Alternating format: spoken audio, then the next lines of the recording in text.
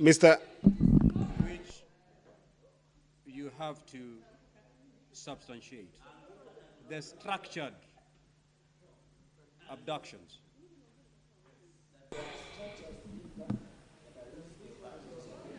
Mr. Speaker, Mr. Speaker, Mr. Speaker, I was very clear about the document which is a resource of this House that has gone to the President.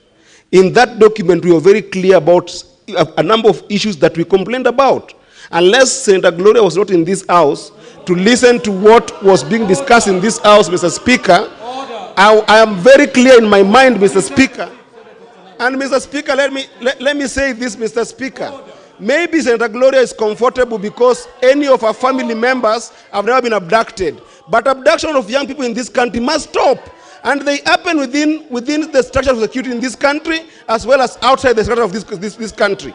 You might make noise as much as you want, but I can assure you that one day your own family member or your own relative will be abducted and you won't be sitting pretty. We must stop the abduction of young people in this country. It must stop. Senator Eddie. Order, Senator. Senator Eddie. Order. Senator Fernandez, take your seat. Now, order, Senator Joyce Correct. Order, Honorable Senator. This is the House. Senator Eddie, you are supposed to address the chair, not your colleagues. You've been called upon to substantiate an allegation that you've made.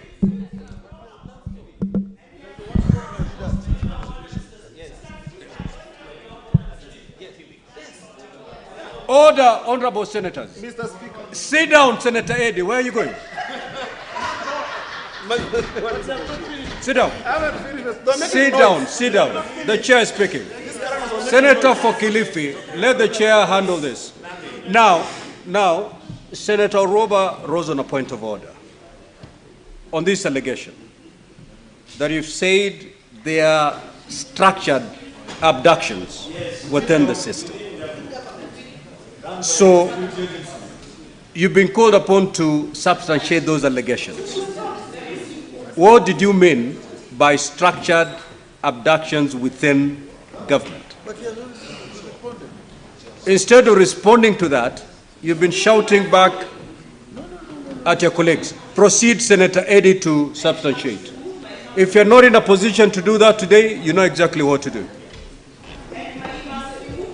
Mr. Speaker, Mr. Speaker, can the senator be heard inside? Mr. Speaker, it is not my role as a senator of Migori to focus the Senator Oruoba in this House. I refer to a resolution of this House, Mr. Speaker, that is a property of the House passed by all of us. And that resolution, Mr. Speaker, that resolution, if you read it, Mr. Speaker, it talks about abductions and killings that this Senate was tired of, addressed to government. Mr. Speaker, if it is addressed to government, Mr. Speaker, and it has not been responded to, Mr. Speaker. Senator Eddie, order. Senator Joyce, I caution you. You proceed, I'll throw you out of the chamber. Now, Senator Eddie, look for that document and read the particular resolution that you're relying on. And I'm giving you to do that tomorrow. You may not be able to get the document right away. Look for that document and read that particular resolution that supports your allegation. Mr. Speaker, let's proceed. Have a seat. Mr. Speaker, I hadn't finished. They ate on my time, Mr. Speaker. They ate on my time. Sit down. Take your seat. Mr. Speaker, you're giving them so they ate on my time. Take your seat. Senator Omtata. Senator for Kilifi, you know there is no senator on their feet. You cannot raise on a point of order. No, he was still standing there. Yeah, but he proceed. I did not refuse you. You don't catch my eye. Proceed, Senator Omtata.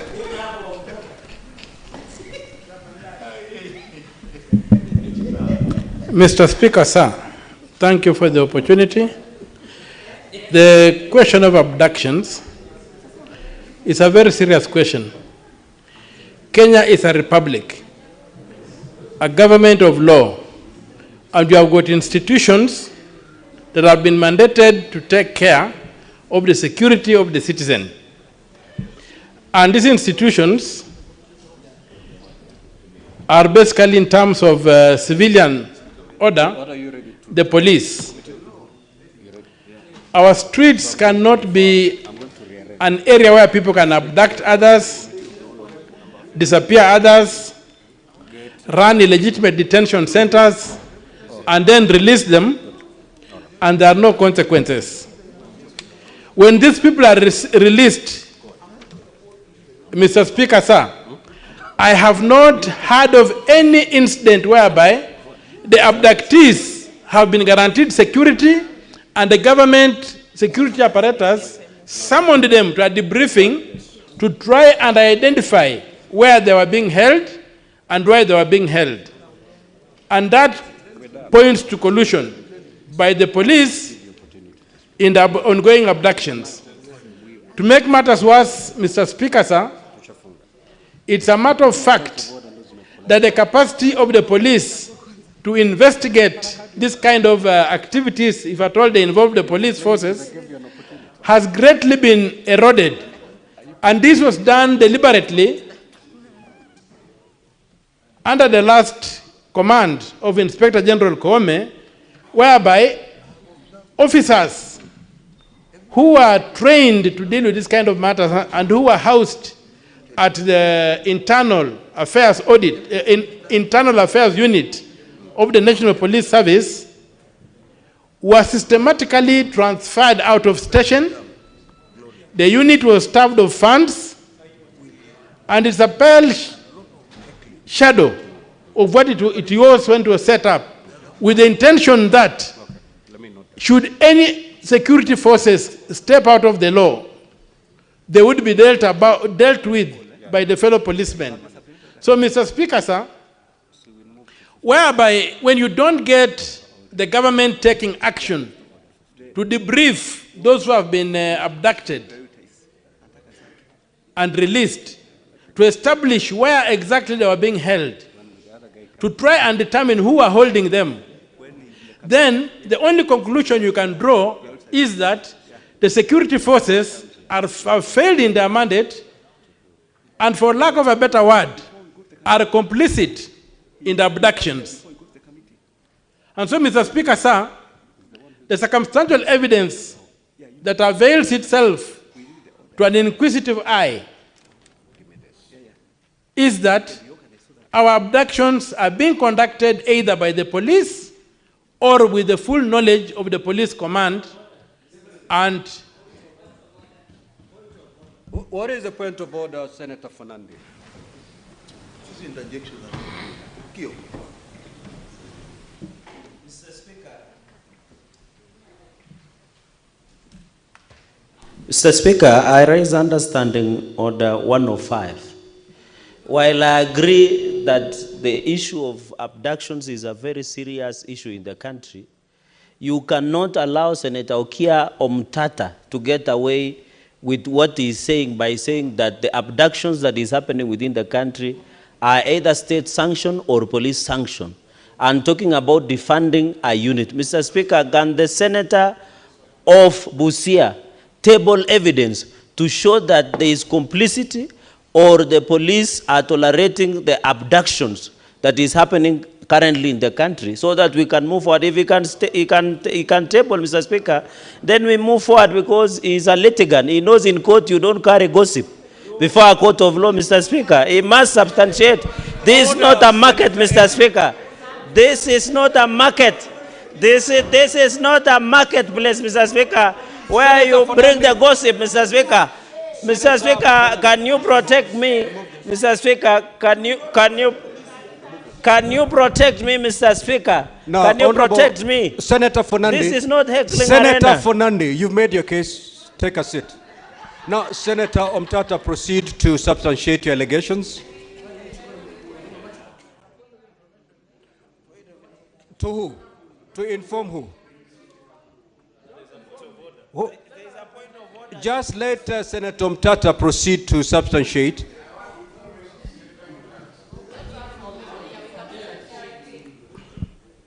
to inform me. We have a lot of business ahead of us. Yes, the issue is the word substantiate. It seems to be an exciting word to some people in this house. When I submitted, I said circumstantial evidence, and I pointed to the circumstantial evidence that I was saying should not be ignored. The circumstantial evidence that none of the people who have been abducted and released has been called to the police for debriefing to establish what has happened. No, Mr. Speaker, order is being selective. Number two is a statement of fact, and there have even been complaints about the funding of the internal affairs unit of the police. Which evidence? Point number 3, the internal affairs unit has had its officers transferred, and this happened under Inspector General Kome. So, as far as I'm concerned, you don't substantiate the obvious. Mr. Speaker, point of order, table evidence. This guy is not human resource. You cannot table evidence that something did not happen. Mr. Speaker, it's not human resource. You cannot. No, Senator Mutati. Yes. You're not going to exchange with the senator for that. I'm not exchanging, I'm talking to the chair. Contribute to the House. I'm choosing not to listen to a heckler. I'm in charge of this House, and if you need protection, I'll give it to you. Just proceed. Mr. Speaker, sir, thank you very much. The issue is, I cannot substantiate what did not happen. I said the police have never called any of the people who are abducted and released to a debriefing for them to tell them where have these people been. The only thing that can happen is for Senator Cherargei to come up with evidence that the police have done that. When I say it has never happened, you cannot ask me to substantiate what never happens. No, you are being clever by half. I'm a clever man. Clever by half. Senator Fernandez, I'm cautioning you. So, I have not said anything that requires substantiation. Conclude, Senator Mutati. So, Mr. Speaker, sir, the issues of abductions are very serious matters, and we need, as a House, maybe to have a special sitting where we can summon our security forces, because recently it was reported in the media that the Inspector General of Police said he was not aware of who was abducting people.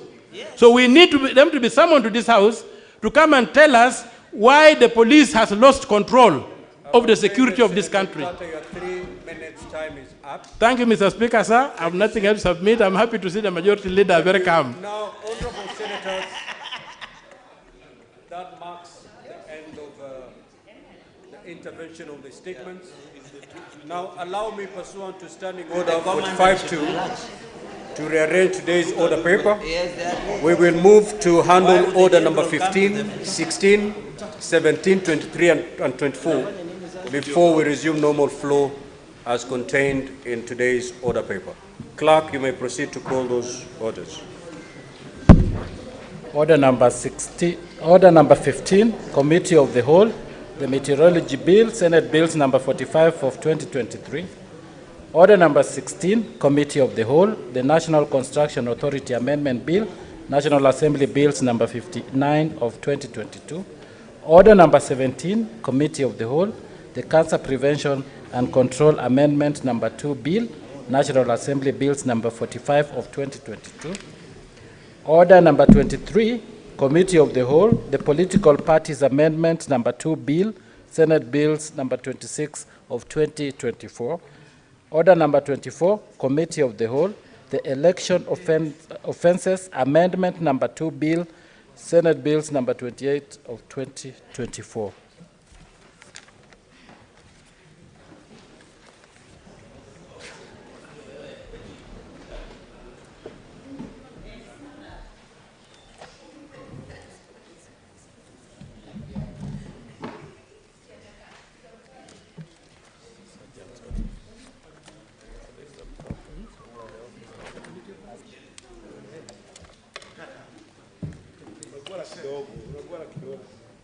Lazima tuguane kidogo.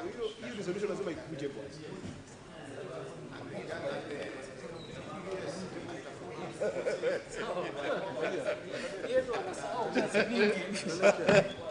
Sawa chama.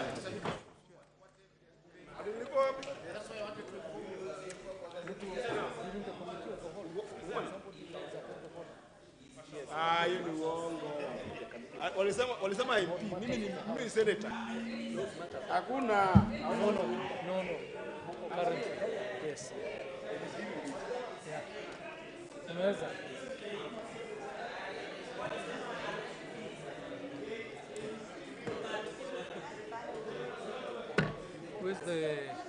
Is it working?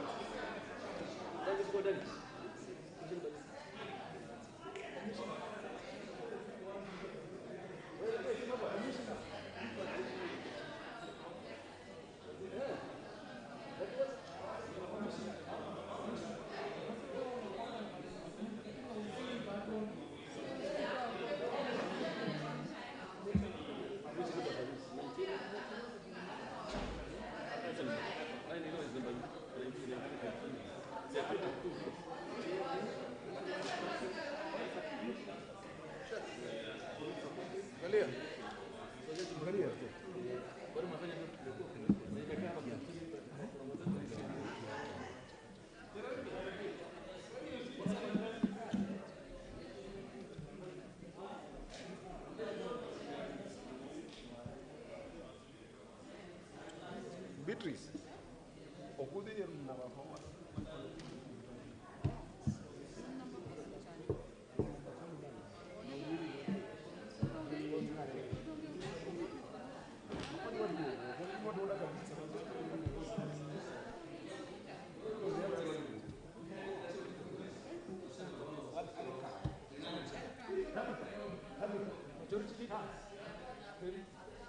What's happened? Tabs. You don't have a script. The thing to go division. Well, if you don't know the rule of division, this is the speaker. The number of bills, sio moja.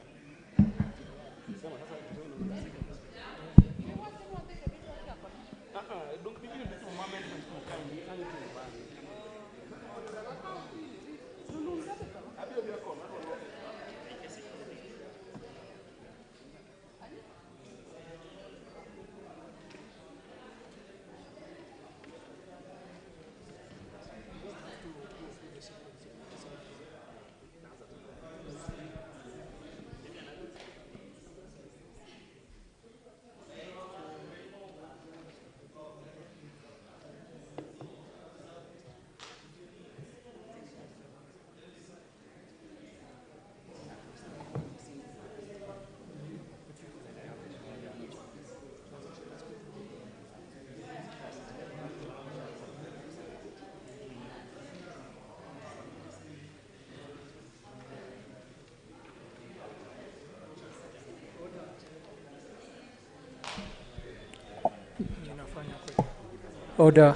Order, senators. We're going to order number.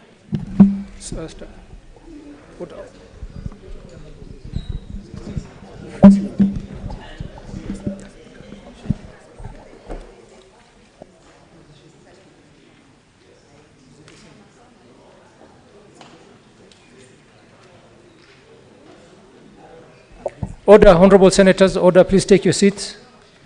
We are about to begin.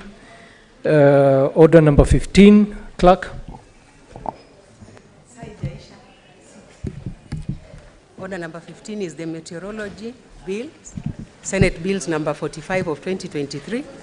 And we are going to the clauses, clause 3. Majority Leader, clause 3.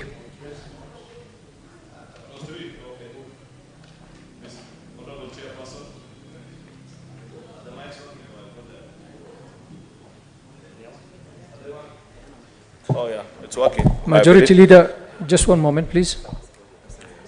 Clause 3, I propose the question that clause 3 be part of the bill. Mover. I propose the question that clause 3 be amended as proposed.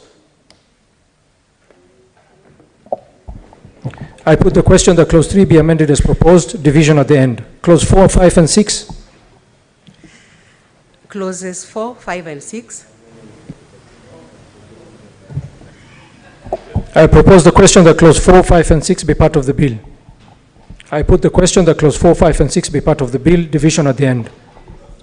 Clause 7. I propose the question that clause